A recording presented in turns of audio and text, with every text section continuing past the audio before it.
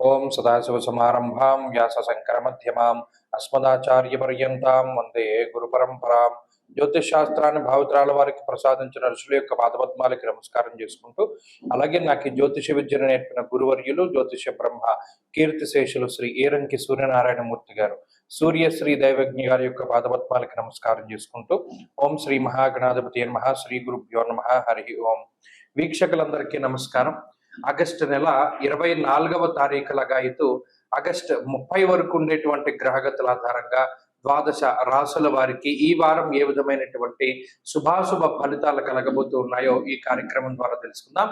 అందులో భాగంగా ఈ వారం ఉండేటువంటి గ్రహస్థితిని కనుక గమనిస్తే, ఈ వారంలో మిథున రాశి యందు గురుగ్రహం యొక్క సంచారము, అలాగే కర్కాటక రాశి యందు బుధ శుక్రుల యొక్క సంచారము, సింహరాశి యందు రవికేతువులు, కన్యారాశి యందు కుజుడు, అలాగే కుంభరాశి యందు రాహువు, మీనమందు శనేశ్వరుడు వక్రించి సంచారం చేస్తూ ఉన్నారు. చంద్రుడు ఈ వారంలో సింహం, కన్య, తుల, వృశ్చిక రాశులు యందు సంచరించబోతూ ఉన్నారు.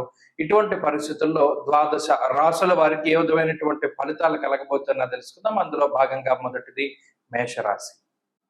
కుంభరాశి వాళ్ళకి ఈ వారం సాధారణమైనటువంటి గ్రహస్థితి గోచరిస్తూ ఉన్నది. 6వ స్థానమందు ఉన్నటువంటి బుధుడు యోగిస్తున్నారు, 5వ స్థానమందు ఉన్నటువంటి గురుడు యోగిస్తున్నారు. ఈ వారంలో ఉండేటువంటి చంద్రుడు చాలా అనుకూలంగా ఉన్నారు. ఈ 3 గ్రహాలు ఈ రాశి వారికి అనుకూలమైనటువంటి గ్రహాలు. ఇది ఇక్కడ 7వ స్థానమందు ఉన్నటువంటి రవి గాని, అష్టమ కుజుడు గాని, ఇవి ప్రధానంగా ఇబ్బంది పెట్టే గ్రహాలు. అష్టమ కుజుడు, సప్తమ రవి, జన్మ రాహువు, ఏలినాటి శని. అంటే ఈ 4 గ్రహాలు 4 దిక్కుల నుండి మనల్ని ఇబ్బంది పెడుతున్నాయా అన్నట్టుగా కొంత ప్రెషర్ పెరుగుతూ ఉంటుంది. తేజో హానిర్మతిర్భ్రంశో మనఃపీడ భయంతదా అన్నది శాస్త్రం. అలాగే దారిద్ర్యం, దేహపీడాంచ అన్నారు. అంటే ఇక్కడ ఖర్చు, అది ఈ గ్రహస్థితి వల్ల మెయిన్ వచ్చేది ఖర్చు. అంటే మనం భరించలేనటువంటి విధంగా ఖర్చు పెరుగుతూ ఉండడం. మనం ఒక రూపాయో 10 రూపాయలు ఖర్చు అవుతుంది అనుకున్నటువంటి చోట 100 రూపాయలు ఖర్చు పెట్టవలసి రావడం. తీరా ఈ ఖర్చు పెట్టాక ఇదేం మనకి పనికొచ్చేది కాదు, మన డబ్బు మనం పోగొట్టుకున్నామని రియలైజ్ అయిన తర్వాత బాధపడటం తప్పితే ఏం చేసేది ఉండదు. ఇక్కడ ప్రధానంగా కుంభరాశి వారు మనకి కానటువంటిది, మనకి తెలియనటువంటిది, మనకి అక్కర్లేనటువంటి వాటి మీద ధనాన్ని ఖర్చు పెట్టకూడదు. ఇది ప్రధానంగా గుర్తుపెట్టుకోవాలి. 7వ స్థానమందు రవి, సామంత జన విద్వేష ధారాపీడా సుతామయం. ప్రతి ఒక్కరూ ప్రతికూలంగానే ఉంటారు. నువ్వు చేసే పని తప్పు, నీ పని వల్ల నీకు ఏ విధమైన ఉపయోగం లేదు, శ్రమ, ఖర్చు, ఎనర్జీ ఇవన్నీ కూడా ఖర్చు అయిపోతున్నాయి అని పక్క వాళ్ళు చాలా హితవు పలుకుతారు, కానీ వినరు. కుంభరాశి వారు పెడచెవిన పెడతారు, దానివల్ల ఇబ్బందులు పడతారు. కాబట్టి నిశితంగా బుర్ర పెట్టి ఆలోచించండి. ఈ పని మనకి ఇష్టమే, ఓకే, కానీ దీనివల్ల ఏదైనా ఉపయోగం ఉందా, దీనివల్ల ఏదైనా ఒక రూపాయి వస్తుందా, లేదా మనకి ఏదైనా పేరు వస్తుందా, ఇటువంటివి ఆలోచించుకోండి. ఎందుకంటే కుటుంబ సభ్యుల యొక్క సపోర్ట్ కనబడటం లేదు, బంధుమిత్రాదుల యొక్క సపోర్ట్ కనబడటం లేదు. మీరు ఖర్చు పెట్టే డబ్బు వల్ల జనం మీ దగ్గరికి చేరుతున్నారు. ఈ విషయాలను దృష్టిలో పెట్టుకోండి. ఆర్థికంగా బలంగా ఉండడానికి ప్రయత్నం చేయండి. అలాగే చదువు ఇంపాక్ట్ అవుతుంది, ప్రత్యేకించి దూర విద్య, విదేశీ విద్యలు ఎక్కువగా ఇంపాక్ట్ అవుతూ ఉంటాయి ఈ గ్రహస్థితి వల్ల. అంతేకాకుండా ఉద్యోగపరమైనటువంటి విషయాలపై ఎక్కువ శ్రద్ధ చూపించకపోవడం వల్ల, ఇది స్వయంకృతాపరాధంలోకి వస్తుంది. ఎక్కువ ఉద్యోగంలో శ్రద్ధ పెట్టకపోవడం వల్ల సమస్యలు వస్తూ ఉంటాయి. కాబట్టి తగినటువంటి సమయాన్ని ప్రతిదానికి కేటాయించుకుంటూ వెళ్ళండి, మంచి ఫలితాలు సంప్రాప్తమవుతాయి. ఆరోగ్య పరిస్థితులు బాగున్నాయి. బుద్ధి గురువుల యొక్క పాదాల దగ్గర పెట్టేయగలిగితే ఆయనే దాన్ని ప్రచోదనం చేస్తాడు. కాబట్టి ప్రతిరోజు దక్షిణామూర్తి స్తోత్రాన్ని చదువుకోండి, మంచి ఫలితాలు సంప్రాప్తమవుతాయి. ఈ వారంలో కలిసి వచ్చేటువంటి రోజు బుధవారంగా చెప్పవచ్చును. అదృష్ట సంఖ్య 4, అదృష్ట వర్ణము లేత పసుపు రంగు. తదుపరి మీనరాశి. మీనరాశి వాళ్ళకి అనుకూలించేటువంటి గ్రహాల యొక్క సంఖ్య బాగున్నది. ప్రత్యేకించి పంచమంలో ఉండేటువంటి బుధ శుక్రులు ఈ వారంలో పూర్తి స్థాయిలో చంద్రబలం. అలాగే ఈ రాశి వాళ్ళకి వక్రించినటువంటి శని జన్మరాశి స్థితి. ఇవి కాకుండా షష్ఠ రవి. అంటే గత వారంతో పోల్చుకుంటే అనుకూలించేటువంటి గ్రహాల యొక్క సంఖ్య పెరిగింది. ఎప్పుడైతే ఈ గ్రహాలు అనుకూలిస్తూ ఉన్నాయో మిగతా గ్రహాల యొక్క బాధ తగ్గుతూ ఉంటుంది. అంతే కదండి. ఇప్పుడు మనకి ఏదైనా చెడు జరిగింది, ఏదైనా దెబ్బ తగిలింది, సరే దానికి సంబంధించి ఏదో మనం ఏదో మందో ఏదో రాసుకుంటూ ఈ లోపల మనకి ఏదైనా కలిసి వచ్చే విషయం తెలిసిందనుకోండి, ఈ బాధ మర్చిపోతారు. అదే మాదిరిగా ఉంటుంది ఈ మీనరాశి వారి పరిస్థితి. ఏదో ఒక ఇబ్బంది ఉంటుంది కాదన్న, కానీ ఈ గ్రహాల తాలూకు అనుకూలతల వల్ల, ప్రత్యేకించి షష్ఠే రవౌ సుసౌఖ్యాతిన్ ఎత్ర కార్యార్థ సాధనం, ఏదో ఒక పని అవుతూ ఉంటుంది. అమ్మయ్య పోలేరా బాబు, మనం ఇది అవ్వదనుకున్నాం, ఈ పని అయింది అనేటువంటి విధానంలో వాళ్ళ ఆలోచన ఉంటుంది. అంటే మానసిక ప్రశాంతత, పలానా కార్యాన్ని దిగ్విజయంగా పూర్తి చేయగలిగాం, చాలా కాలం పట్టిందంటే ఇది ఎప్పుడో మొదలుపెట్టో ఇప్పటికి అయింది అనేటువంటి ఒక బాధ్యత తీరినటువంటి ఒక ఉపశమనాన్ని పొంది ఉన్నటువంటి స్థితి.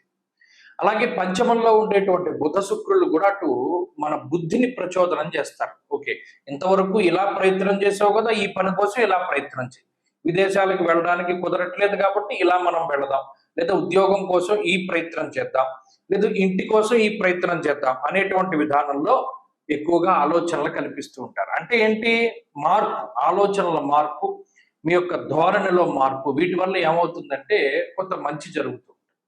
ఈ గ్రహస్థితి ఈ విధంగా మంచి ఫలితాన్ని ఇస్తుంది, బద్ధకాన్ని తగ్గిస్తుంది, కష్టపడేటువంటి తత్వాన్ని పెంచుతూ ఉంటుంది, అదృష్టం మీద ఆధారపడకుండా శ్రమ శక్తి మీద ఆధారపడేలా చేస్తుంది. తత్ఫలితంగా ఉన్నతమైనటువంటి ఫలితాలు వస్తాయి. ఉద్యోగ పరిస్థితులు కానీ వ్యాపార పరిస్థితులు కానీ అనుకూలంగా ఉండేటువంటి వారంగా ఈ వారాన్ని చెప్పుకోవచ్చు. అలాగే దూర ప్రాంత సంచారము, పుణ్యనది స్నానములు, తీర్థయాత్రలు, దైవ దర్శనాలు, శుభ కార్యక్రమాలు చేయడానికి అనుకూలమైనటువంటి వారంగా ఈ వారాన్ని చెప్పుకోవచ్చు. అన్ని విధాలుగా కూడా మీనరాశి వారికి ఇది ఉపశమనాన్ని కలిగించేటువంటి గ్రహస్థితిగానే చెప్పుకోవచ్చును. మరీ ముఖ్యంగా సొంత ప్రాంతాలు, లేదా సొంత బంధువులు, లేదా మనకి కడుపును పుట్టినటువంటి వారు, వీరి యొక్క దర్శనం జరుగుతుంది. అంటే పిల్లలకి బాగా దూరంగా ఉంటారు కొంతమంది, లేదా తల్లిదండ్రులకు బాగా దూరంగా ఉంటారు కొంతమంది, వారు కలవడం, బంధువులు కలవడం, ఇలా మనుషుల యొక్క సంభాషణ, మనుషుల యొక్క దర్శనాలు ఇవన్నీ కూడా జరుగుతూ ఉంటాయి. ఇలా ఈ విధంగా మీనరాశి వారికి బాగున్నది. మరింత మంచి ఫలితాలు సాధించడానికై మీనరాశి వారు ప్రతినిత్యము శివాష్టోత్తర శతనామావళి స్తోత్రాన్ని పారాయణ చేస్తూ ఉండండి. ఈ వారంలో కలిసి వచ్చేటువంటి రోజు శుక్రవారంగా చెప్పవచ్చును. అదృష్ట సంఖ్య 2, అదృష్ట వర్ణము లేత ఎరుపు రంగు. మకర రాశి వారికి ఈ వారం సాధారణమైనటువంటి గ్రహస్థితి గోచరిస్తూ ఉన్నది. ఈ రాశి వారికి శనేశ్వరుడు తృతీయ స్థానమందు వక్రించి ఉన్నారు, 2వ స్థానమందు రాహువు, 8వ స్థానమందు రవి, 9వ స్థానమందు కుజుడు. అంటే సాధారణమైనటువంటి ఫలితాలనే మనం ఈ వారం ఆశించవలసి వస్తుంది. అందులో అష్టమ రవి యొక్క దోషము, షష్ఠ గురుని యొక్క దోషము, అంటే సప్తమ స్థానానికి ఏర్పడ్డటువంటి అర్గళము కానీ సప్తమ స్థానస్థిత గ్రహాలు కానీ కొంత ప్రభావితం చెందుతూ ఉన్నాయి.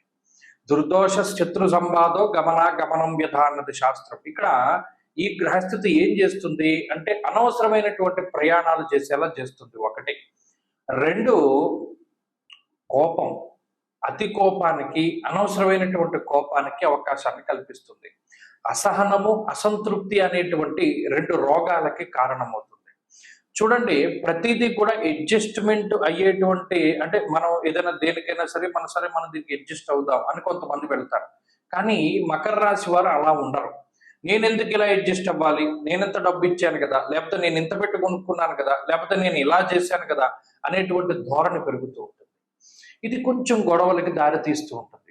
కొన్ని సందర్భాల్లో తక్కువగా మాట్లాడవలసినటువంటి చోట ఎక్కువగా మాట్లాడటం, లేదు మాట్లాడకూడనటువంటి చోట మాట్లాడటం వల్ల కూడా కొంత ఇబ్బందులు ఎదురవుతాయి. దీనివల్ల సామంత జన విద్వేష అన్నారు. అంటే గమనించండి, ఎవరి యొక్క సపోర్ట్ దొరకదు. ఏదో ఒక నిందారోపణ వస్తూ ఉంటుంది. గతంలో నువ్వు ఇలా చేసావు, గతంలో నువ్వు అలా చేసావు అని మకర రాశి వారిని ప్రశ్నిస్తూ ఉంటారు, ఏదైనా ఒక సహాయం కోసం అర్థిస్తే. కాబట్టి ఇక్కడ ఒక్క విషయాన్ని దృష్టిలో పెట్టుకోండి. మీ మనసు బాధపడకుండా ఉండాలి అంటే ఎవ్వరి మీద ఆధారపడకండి.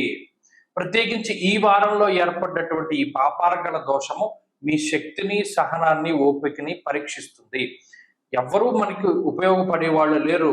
మనకి మనమే సహాయం చేసుకోవాలి, మన బుద్ధి మనకు ఉపయోగపడాలి, మన సొంత తెలివితేటల మీద వెళ్ళాలి అనేటువంటి ధోరణితో ముందుకు వెళ్ళండి, మంచి ఫలితాలు సంప్రాప్తం అవుతాయి. ప్రత్యేకించి మాట పట్టింపులకు ఎక్కువ అవకాశం ఉంటుంది కాబట్టి వాటి నుండి దూరంగా ఉండడానికి ప్రయత్నం చేయండి. అటు ఉద్యోగపరమైనటువంటి విషయాలు, ఆరోగ్యము, ఆర్థిక సంపదకి సంబంధించినటువంటి విషయాలు సైతం మధ్యస్థంగానే ఉన్నాయి. ఖర్చులు కొంత అధికంగా ఉన్నాయి. అందులో అనవసరమైనటువంటి ఖర్చులు, ఏదైనా ఒక ప్రెస్టీజ్కి పోయి డబ్బు ఖర్చు పెట్టేటువంటి పరిస్థితులు కనబడుతూ ఉన్నాయి. వాటి నుండి కొంత జాగ్రత్తగా ఉండండి. మకర రాశి వారి ఈ వారం మరింత అనుకూలమైనటువంటి ఫలితాలు సాధించడానికై అష్టమరవి యొక్క దోషాన్ని తొలగించుకోవడానికై ఎక్కువగా సూర్యారాధన చేస్తూ ఉండండి. ఆదిత్య హృదయ స్తోత్ర పారాయణ చేయడం చెప్పదగినటువంటి సూచన. ఈ వారంలో కలిసి వచ్చేటువంటి రోజు సోమవారంగా చెప్పవచ్చును. అదృష్ట సంఖ్య 4, అదృష్ట వర్ణము తెలుపు. తదుపరి కుంభరాశి.